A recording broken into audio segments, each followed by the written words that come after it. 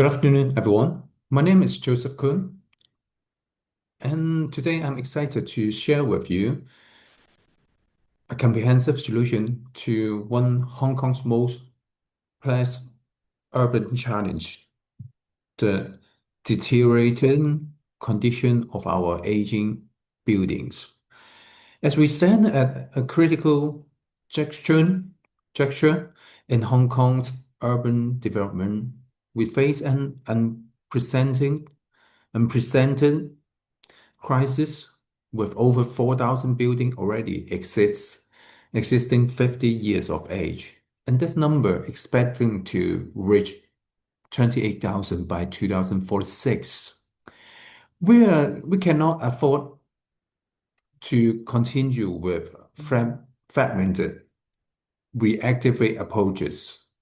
Today, I present Renew Hong Kong, an innovative platform developed through application of design thinking methodologies.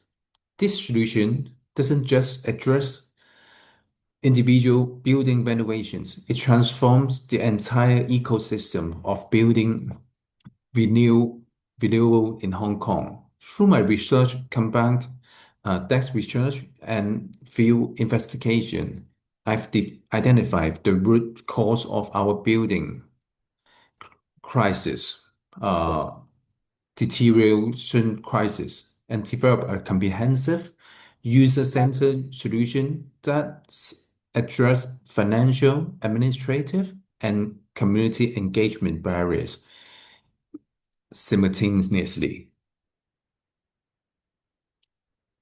Okay.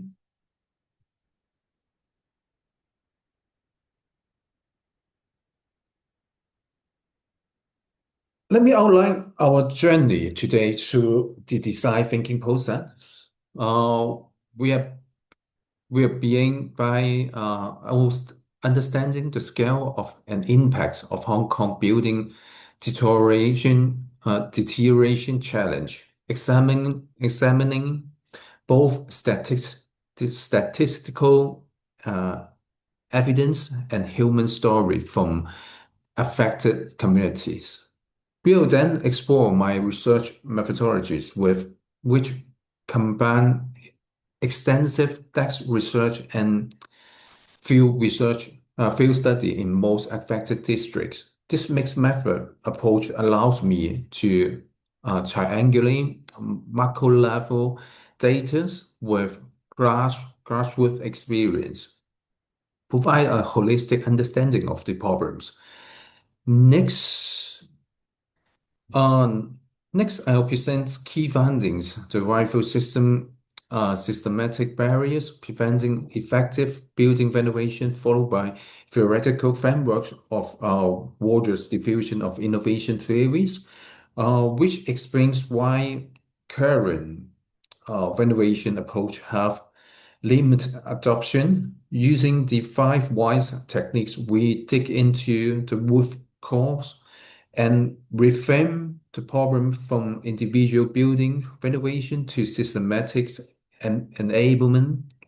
Finally, I present the Renew Hong Kong platform solutions, its in implementation plan and evaluation frameworks.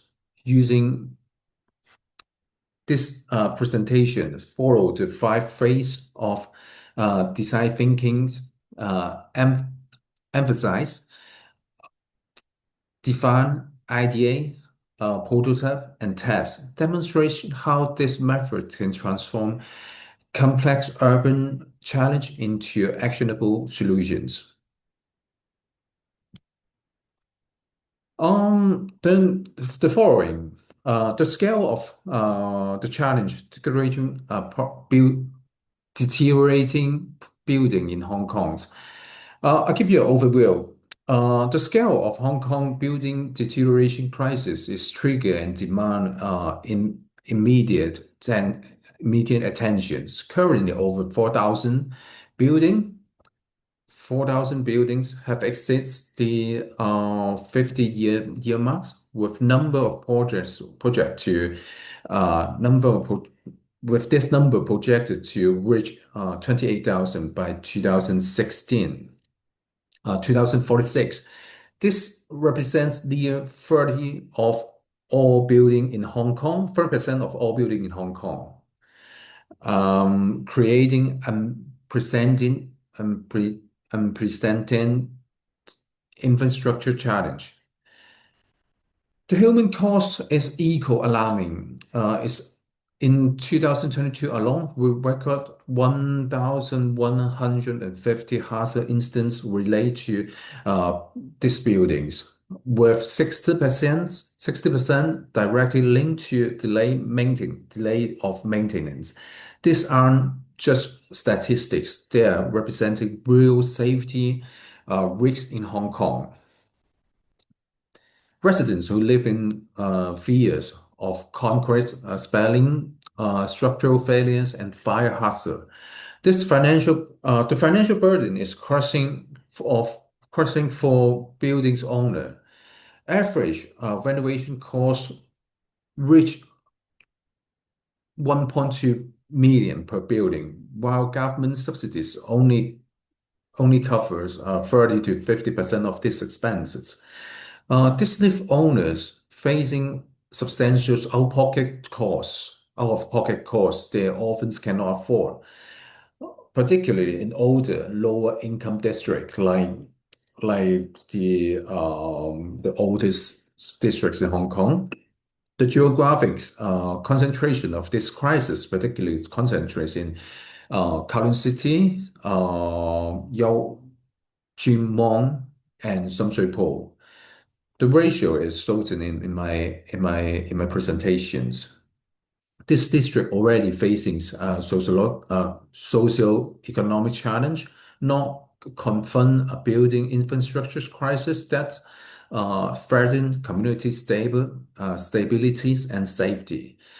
The impact uh, the impact extends individual building to affect entire neighborhood. Safety concerns create anxieties among residents. Livability issue reduce quality of life. Economic impacts decrease property values and discourage investments, while social impacts potential community displacements and discretions of living standards. Without urgent, systematic interventions, Hong Kong faces a looming infrastructure crisis that will affect safety, livabilities, and economic stabilities across our city. So, urgent action required.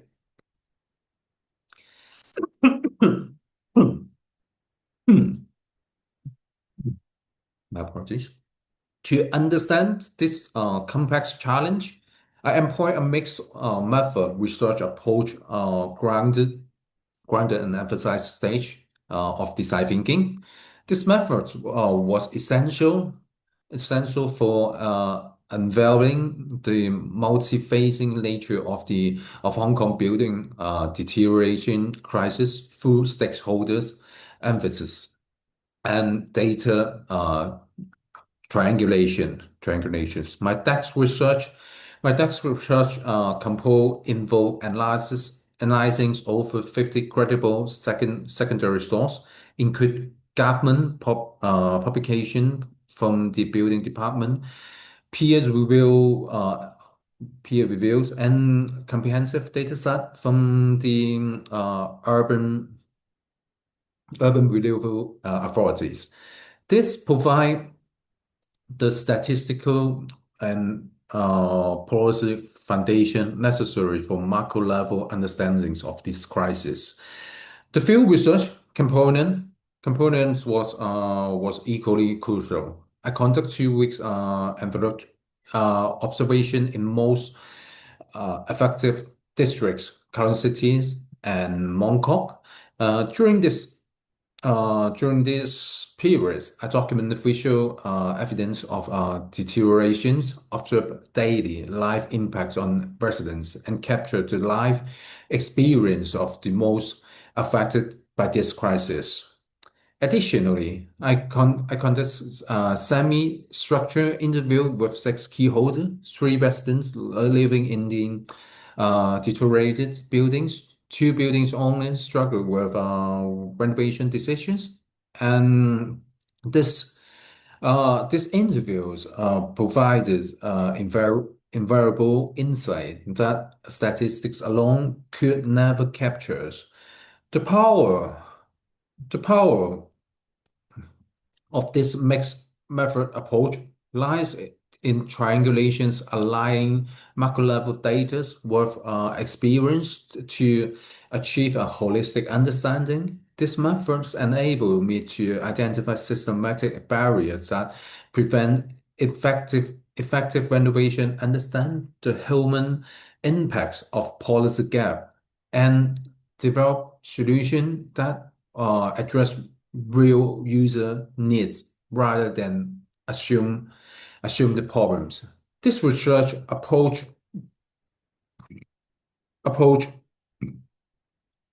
the emphasize phase of design thinking ensure that our solution development is grounded in generous understanding of stakeholders' experience and needs. Here is my findings. My research revealed critical insights across both qualitative dimension. The depth research found painting a stark picture, the crisis scale and systematic barrier.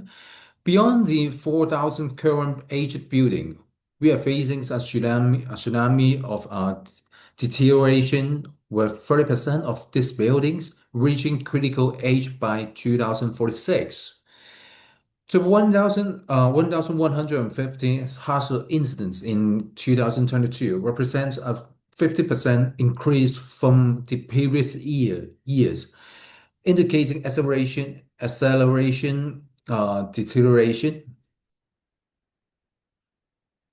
Financial barrier emerge Financial barrier emerged as the primary obstacle, with average renovation cost of 1.2 million and subsidies only cover 30 to 50%. 65% of owner avoiding renovation due to cost concern. Equally concerned, 40% of building owners remain unaware of available subsidies, highlighting a significant information gap. Administrative complexity um, compounds this challenge. Approve process takes 6 to 12 months, creating frustration and delays that discourage renovation initiative. Split owner structure in older building create additional coordination challenge that current system failed to address effectively. The field research provide powerful human contents to this statistics. Miss Tam, 48-year-old resident in Kowloon City, told me that the ceiling's leaking every rain. I'm worried that will collapse and we cannot afford to move and the owner can't agree on repairs. This called by the residents. As these findings reveal three critical barriers: financially constrained due to high cost, and inequal and adaptable subsidies, administrative delays from complex approval process, and stakeholder disconnect between policy intentions and practical implementation.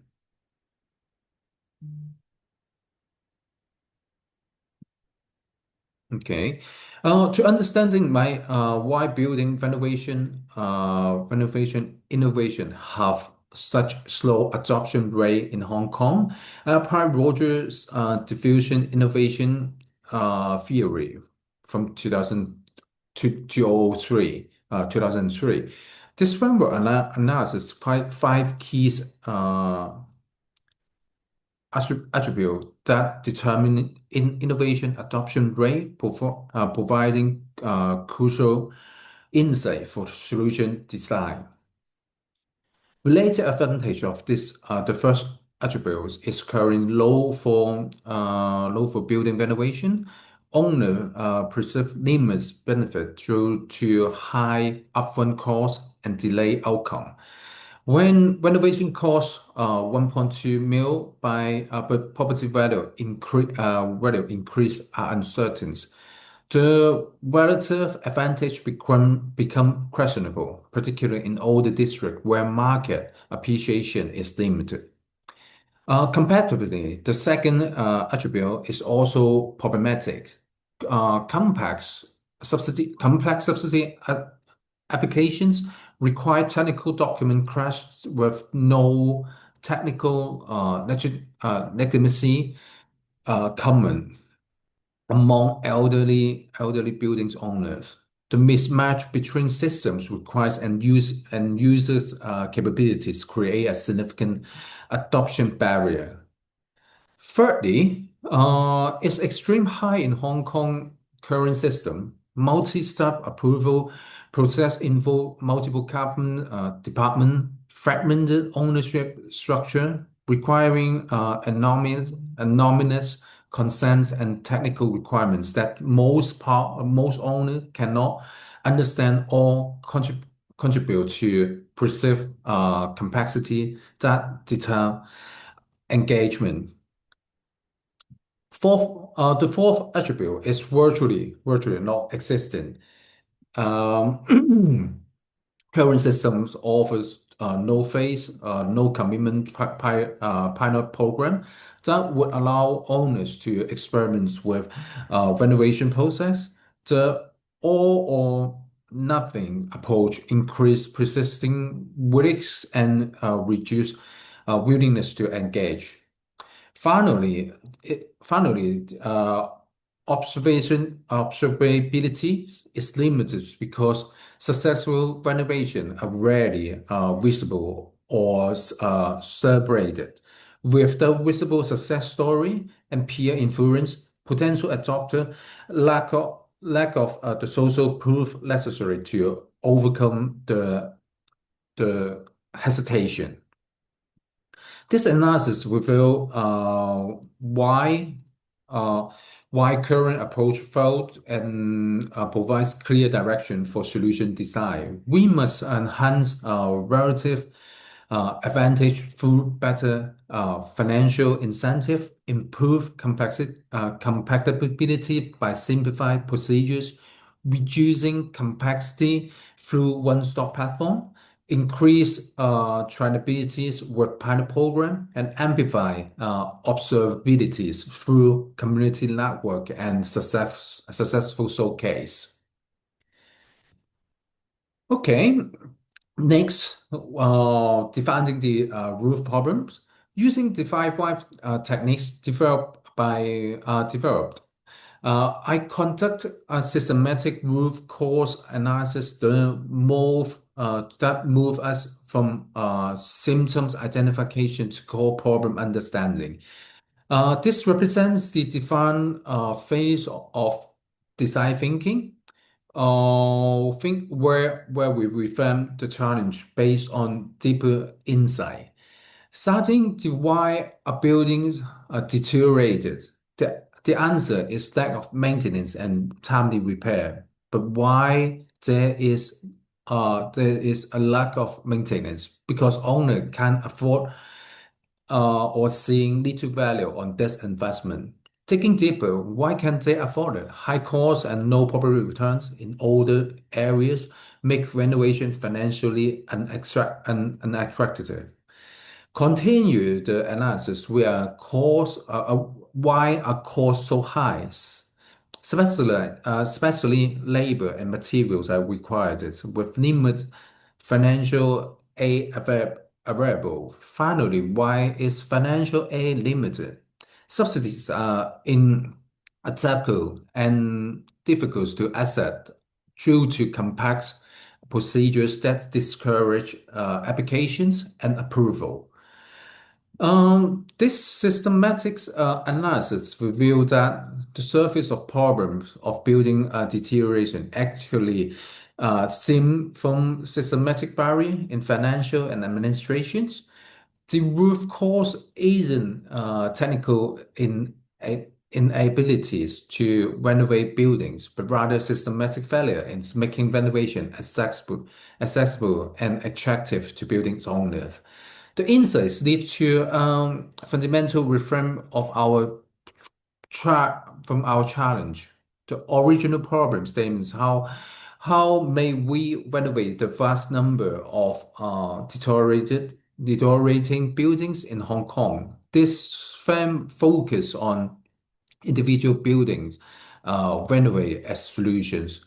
However, our reform problem is how may we create accessible, stimulated system to enable buildings owner to maintain and renovate their property through simplified process, financial support, and community collaborations.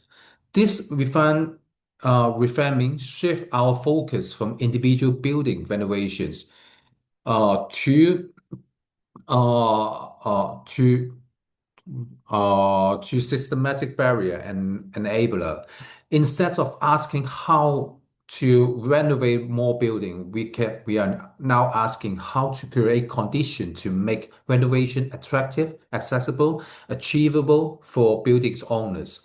This systematic perspectives open up entire different solutions, possibilities that address root cause rather than symptoms.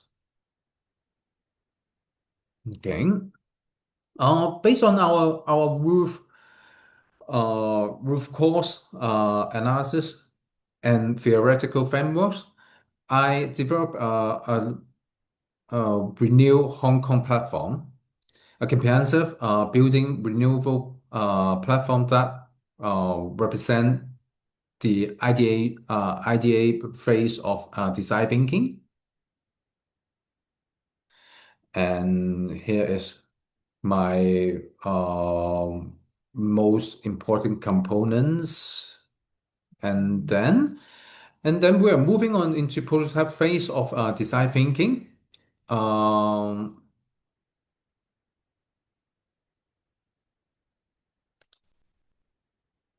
okay. Moving into prototype phase of design thinking, let me detail the specified components that make Renew Hong Kong transformative. The digital collaboration platform serves as the central nerve system, featuring AI-powered cost estimations that prove accurate, instant call, automated schedule that coordinates all stakeholder efficiently, and smart notification that keep everyone informed throughout the process. Core features including one-stop permit applications that eliminate the need or to navigate multiple government departments, real-time progress tracking that provides transparency and accountabilities, and a stakeholder communication hubs that are facilitating coordination between owner, contractor, government officials, and residents. The user benefits are substantial, 50% faster approval through streamlined digital process, full transparency that build trust and confidence, and mobile accessibility that ensure all stakeholders can participate regardless of technical sophistications.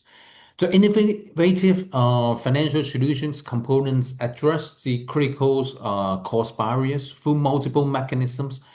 Tracked subsidies provides phased financial support that reduce upfront burdens, with up to 70% coverage available for qualified projects.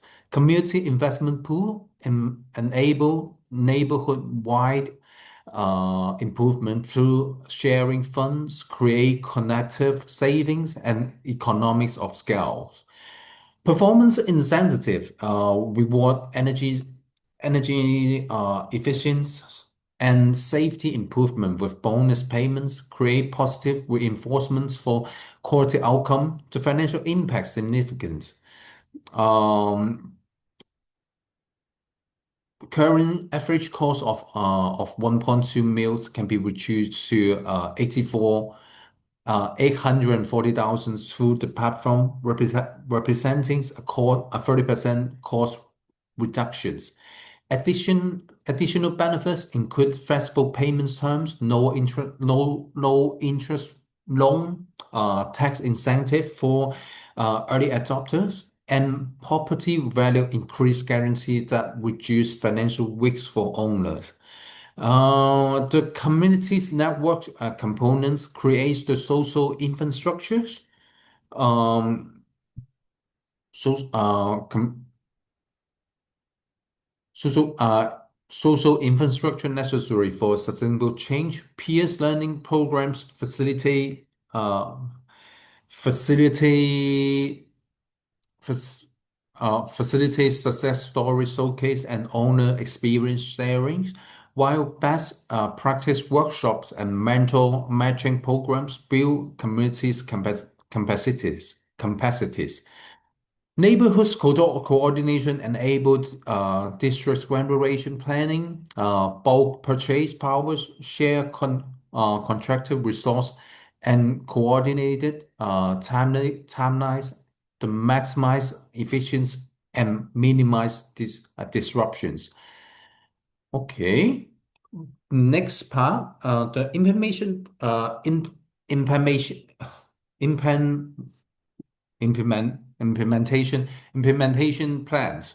The implementations of our Renew Hong Kong um, follows a carefully designed four-phase strategies over 24 months.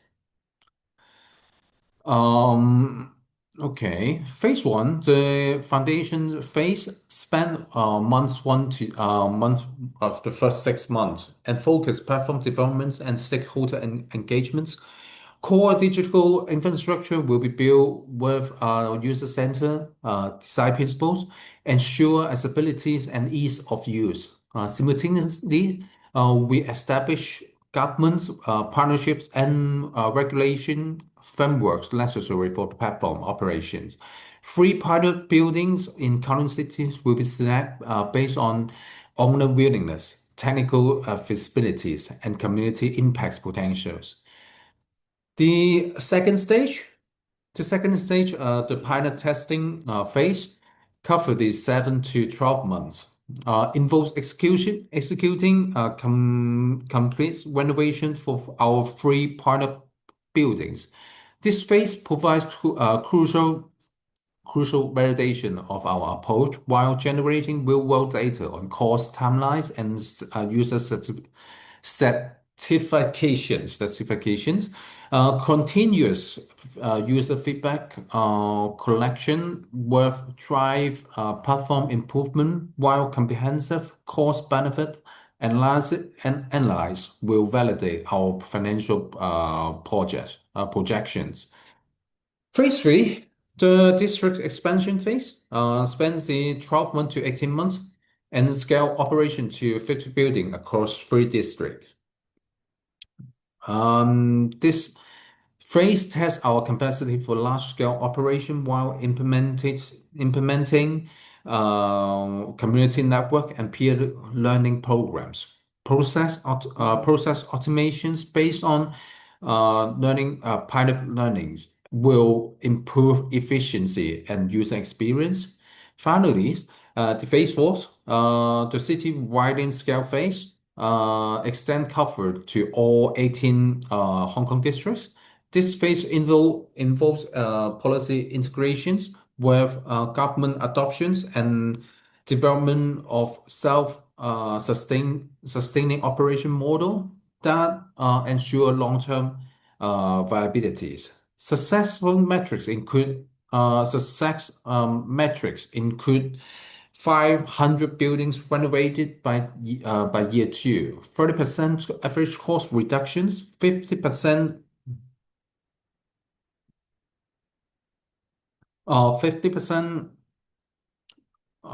faster process time, and 85% user satisfaction rate. Risk migration strategies address technical risk through aligned development and continuous testings. Stakeholder buy-in through early engagement and partner success demonstration, financial sustainability through multiple revenue stream, and regulation change through government partnerships and policy integrations. Okay.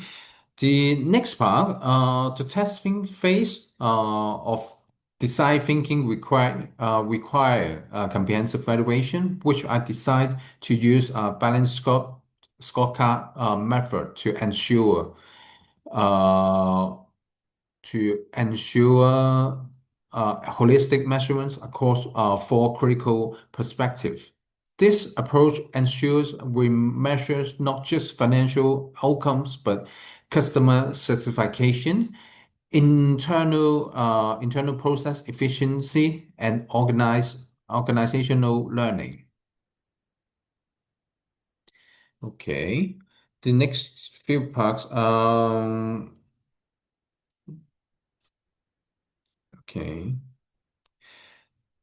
The overall performance dashboard shows balance process across all perspectives. 78% financially, 72% customer, 90% internal, and 86% learning. This balance approach ensures sustainable success rather than short-term gain at the expense of long-term viabilities.